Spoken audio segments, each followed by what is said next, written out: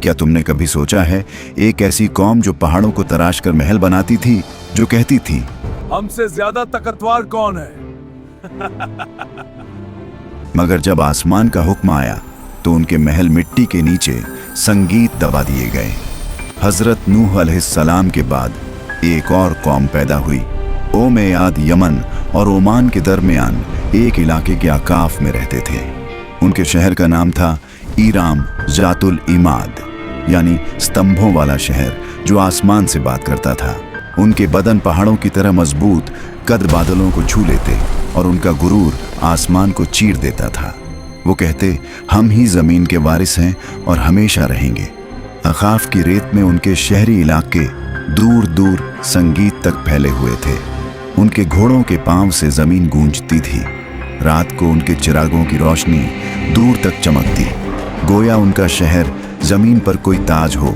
और वे अपनी सभाओं और बैठकों में अक्सर एक ही बात कहते, हम जैसे लोग दोबारा कभी पैदा नहीं होंगे। उनके बच्चे भी छोटी उम्र में पत्थर उठाकर अपनी शक्ति दिखाते और बुजुर्ग गर्व से कहते, हमारी बच्चे बे पहाड़ों की चकाने वाले हैं। आज के लोगों का एक और अजीब अकीदा था। वह समझते थे कि हवा उनकी गुलाम है। उनके जवान कभी वादी के दरमियान खड़े होकर दोनों हाथों को फैलाते और अपने आप से कहते, देखो हवा भी हमारे जिस्म की पैरवी करती है। बुजुर्ग लोग अपनी नशिस्त महफिल में फक्र से कहते, हमारे बाप दादा हवा का रुख बहाल देते थे, हमें कौन रोक सकता है। वो लोग जब तूफान को दूर से आता देखते तो हंसकर कहते, हवा हमारे साथ है, ये हम पर नहीं हमारे दुश्मनों पर पड़ेगी। लेकिन उन्हें क्या पता था कि आने संगीत वाली हवा उनकी सबसे बड़ी दुश्मन बन चुकी है। आज के लोग सिर्फ लंबे नहीं थे, उनकी जिस्मानी बनावट आम इंसान से कई गुना बड़ी थी।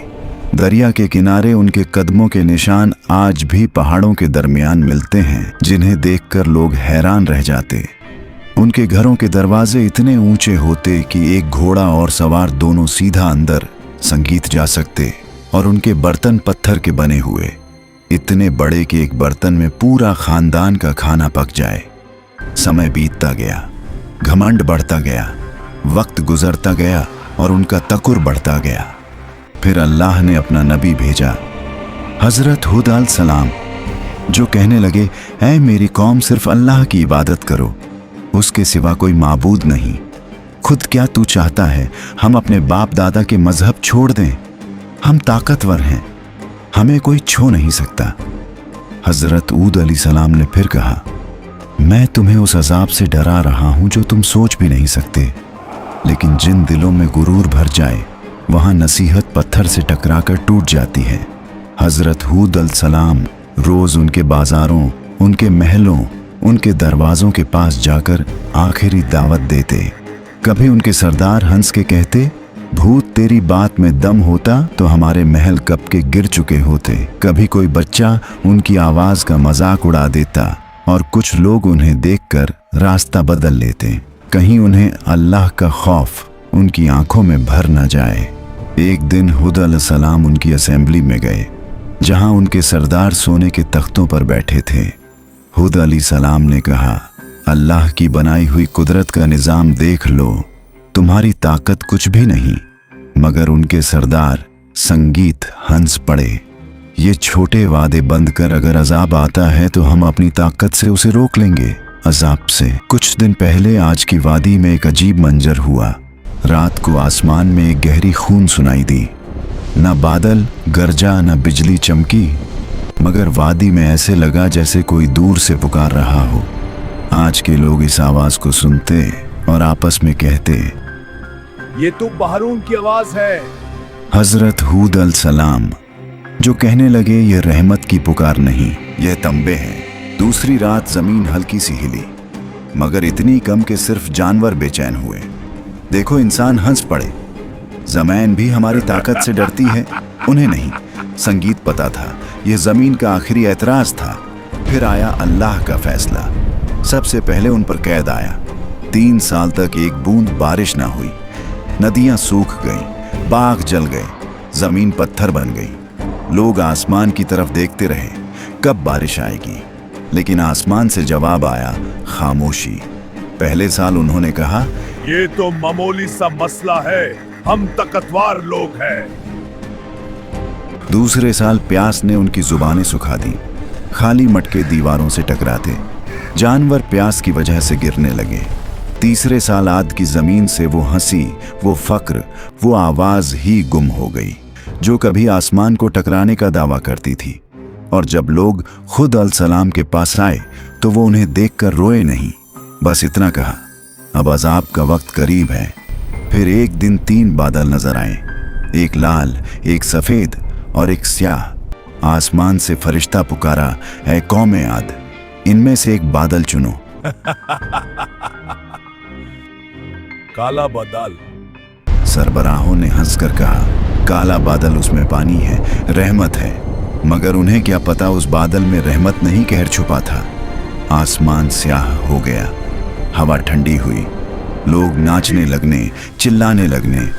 देखो बारिश आ गई, लेकिन वो पानी नहीं था, अजाब का तूफान था। पहला झोंका आया, धूल और पत्थर उड़ गए। आंधी के हर झोंके में उन्हें लगता कि हवाएं उनका नाम मिटा रही हैं। दूसरा झोंका आया, पेड़ गिर गए, जानवर उड़ गए। उनकी सारी मूर्तियां, उनका सारा फख्र, उनके बाग, उनका शहर सब हवा में बिखर रहा था। रात को लोग अपने बच्चों को बाहों में दबा लेते, मगर आंधी उनकी चीखों से ज्यादा तेज चलती। तीसरा झोंका, इंसान हवा में छीन गए।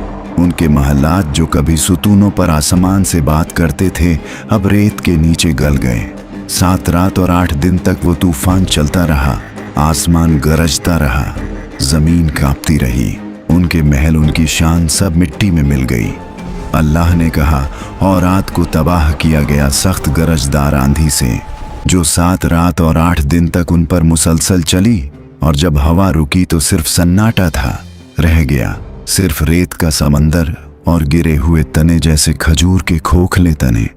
लेकिन उन चंद लोगों को जो हजरत हूद अल सलाम के साथ ईमान लाए, अल्लाह ने बचा लिया। उन्हें पहाड़ों के एक गार में पनाह दी गई और हजरत हूद अल सलाम ने कहा, ऐ मेरे रब, तू सबसे ज्यादा रहम करने वाला है, हमें उन रास्तों पर कायम रख जो तेरी तरफ ले जाते हैं। खुद अल सलाम जब वादी के ऊपर खड़े हुए तबाह शहर को देख रहे थे तो उनकी आंखों में आंसू भर आए। यह वो लोग संगीत थे जो कभी कहते थे, हमसे ज्यादा ताकतवर कौन है। और अब उनकी जिंदा निशानी भी हवा में बिखर चुकी थी। हुद अल सलाम ने कहा, तकब्बुर का अंजाम हमेशा तबाही है और अल्लाह की नाफरमानी हलाकत। आज भी अहकाफ्त की रेत के नीचे उनका शहर इराम दबा हुआ है, एक गवाही के तौर पर जो कहती है ताकत और शान से नहीं, सिर्फ अल्लाह की इताअत इज्जत मिलती है। अगर तुम्हें यह संगीत कुरानिक कहानी पसंद आई हो तो वीडियो को लाइक करो, कमेंट्स में लिखो तुम अगले एपिसोड में किस कौम की कहानी देखना चाहते हो, और चैनल को सब्सक्राइब करना मत भूलना। ये सिर्फ एक कहानी नहीं, एक हकीकत है जो हमेशा याद दिलाती है कि जब इंसान गुरूर करने लगता है और जुल्म और नाइंसाफी कायम करता है तो अल्लाह उसे मिटा देता है।